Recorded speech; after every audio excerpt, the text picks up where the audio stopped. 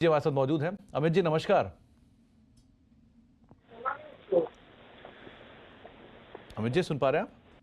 हाँ, सुन पा रहा हूँ। आ सवाल रहा है पूछिए आवाज? अपना। जी बिल्कुल मेरे क्लियर आ पास रही है सर। इंडियन ओवरसीज बैंक के 700 शेयर है।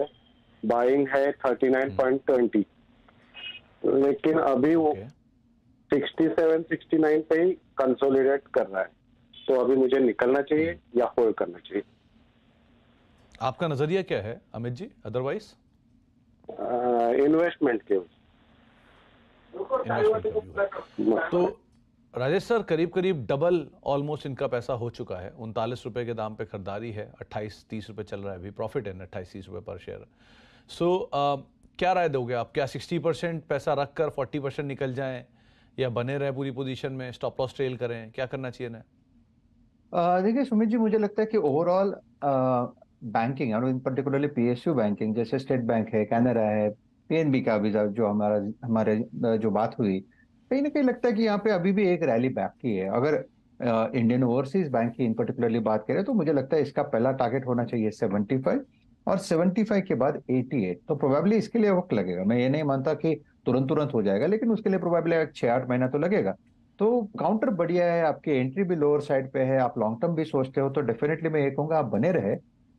डिप भी आ सकता है, देखिए 67 प्राइस है, 63 64 तक का एक 3-4 रुपए का डिप भी मिल सकता है, लेकिन इट्स होल्ड फॉर मी। 58 का स्टॉप लॉस रखे, और स्टॉप लॉस को आप ट्रेल करोगे जब ये 80 को पार करेगा। 80 के बाद आप एक 5 रुपए का स्टॉप लॉस रखे, यानी 75 पे स्टॉप लॉस लेके आए और इसे रन करें। मुझे लगता है ओवरऑल इसमें ट्रैक्शन रहेगा, तो थोड़ा सा वक्त देना पड़ेगा आपको, बाकी कुछ नहीं। तो थोड़ा वक्त दीजिए और बने रहिए, वो ज़्यादा बेहतर है। और 75-88 आपके टारगेट्स रहेंगे, 58 का एक स्टॉप लॉस आप मेंटेन रखेंगे। पटना चलते हैं, वहां पर हमारे साथ संजय कुमार जी मौजूद हैं बातचीत करने के लिए। संजय जी नमस्कार।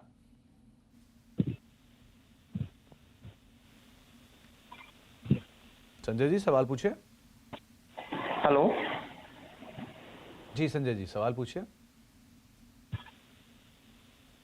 हेलो संजय जी आवाज आ रही है आपको मेरी? जी सर, मेरे पास दो स्टॉक है। सवाल पूछिए। जी, कैम्प के 31 शेयर है सर, 3802 रुपया के प्राइस पे हमने बाई किया था, लगभग सर 2 साल से ज्यादा हो गया।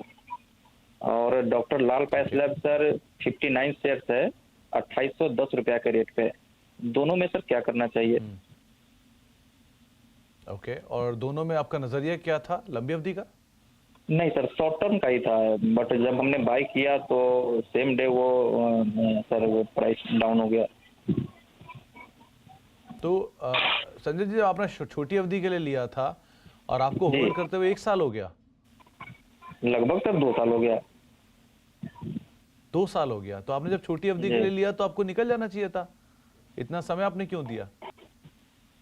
सर हमें लगा कि ऊपर जाएगा तो लॉस बुक नहीं करना चाह रहा था, इसलिए। ओके, तो राजेश सर कैम्प्स अच्छी चीज़ क्या है कि दोनों शेयर अच्छे हैं क्वालिटी वाइज।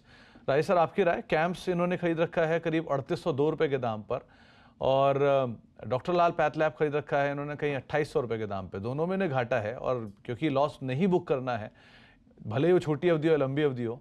सो अब मतलब छोटी अवधि से लंबी अवधि के निवेशक बन गए, क्या करना चाहिए इन्हें? सुमित जी, देखिए फर्स्ट ऑफ ऑल एक साइकी होती है कि मैं लॉस नहीं बुक करूंगा, मुझे थोड़ा इस पे कुछ कहना है। देखिए हम लोग स्टॉक मार्केट में काम करते हैं तो लोग प्रॉफिट के बारे में हमेशा सोचते हैं, लेकिन लॉस, और आप कह सकते हैं कि स्टॉप लॉस, इसके ऊपर कोई सोचता ही नहीं। सिर्फ से ये सब लोग टारगेट के ऊपर ध्यान देते हैं। आप मेरे दोस्तों की भी बात है, अगर उनको मैं कभी हम लोग बात करते हैं और कभी हम लोगों ने कुछ चीज बोल दी उनको कि ये टारगेट अच्छा लगता है, तो वो उनको हम लोग स्टॉप लॉस बोलते हैं, लेकिन वो कभी सुनते नहीं, वो सिर्फ टारगेट के ऊपर उनका फोकस होता है। तो अगर आप इन्वेस्टर हो, आप बाजार में काम करने वाले हो, तो आपको स्टॉप लॉस के बारे में सोचना है। क्योंकि अगर जैसे कि उन्होंने कैम्प्स की बात की, 2 साल से अटके पड़े हैं, ये तो ब्याज खात का ही नुकसान हो गया उनका, जो ब्याज है उसी का नुकसान हो गया। तो उससे अच्छा अगर आप छोटा एक स्टॉप लॉस रखते, तो वही पैसा आप कहीं और लगा सकते थे, वही पैसा कहीं और सेक्टर में डाल सकते, जैसे डिफेंस सेक्टर था, पिछले 2 सालों में अच्छा किया। तो आपको इस चीजों के ऊपर लोगों को भी सोचना चाहिए। तो अगर कैम्प्स की बात करें तो मेरे हिसाब से देखिए सुमित जी, 3567 चल रहा है, ये अपने ऑल टाइम हाई यानी करीबन 4000 के आसपास एक बार के लिए जाएगा।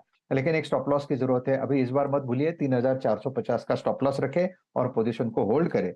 रही बात लालपात की, तो देखिए लालपात की अगर बात करें तो मेरे हिसाब से काउंटर बढ़िया है, लेकिन इसका एक समय होता है। आप कह सकते हैं कि फार्मा सेक्टर और फार्मा रिलेटेड सेक्टर का एक समय होता है। तो फिलहाल तो थोड़ा सा आप कह सकते हैं लगाड़ है, लेकिन एक बात मैं कहूंगा 2,900 और 3,000 ये इसके लिए एक सैक्रोसांट सप्लाई पॉइंट है। अगर इस सप्लाई पॉइंट के ऊपर चला जाएगा तो यहाँ पे बड़ी तेजी होगी, अदरवाइज आप कह सकते हैं कि थोड़ी सी तकलीफ होगी। तो अगर आपको उछाल में एक बार के लिए अपॉर्चुनिटी मिले तो लाल पैथ में एग्जिट कर लीजिए। प्रोबेबली अगर डिप मिलेगा 2,400 के आसपास तो सोचेंगे।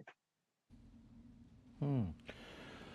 तो दो तीन चीज़ें आप ध्यान रखिएगा सर। यस बैंक, यूनिटेक, पुंज लॉयड, या फिर कह लीजिए सत्यम, ये सब वो नाम हैं जिन्होंने इंट्राडे में, या जीटीएल, ये वो नाम है जिनमें इंट्राडे में गिरावट आई और लोगों को उम्मीद थी कि ये शायद घूमेंगे कभी, लेकिन वो कभी नहीं घूमे उसके बाद। ऐसी सिचुएशंस आती हैं इसी बाज़ार में। इसीलिए आप स्टॉप लॉस ज़रूर लगाइए, क्योंकि कभी भी, मैं ये नहीं कह रहा कि आपकी कंपनियां ख़राब हैं, लेकिन ऐसी सिचुएशन अराइज क्यों होने देना जहां आपका कैपिटल लॉस भी हो और जहां आपका अपॉर्चुनिटी लॉस भी हो। बेटर इज़ कि आप थोड़ा कैपिटल प्रोटेक्ट करिए, स्टॉप लॉस लगाइए, और अगर आप ट्रेडर हैं तो ट्रेडर की तरह सोचिए, और इन्वेस्टर हैं तो इन्वेस्टर की तरह सोचिए। ऐसे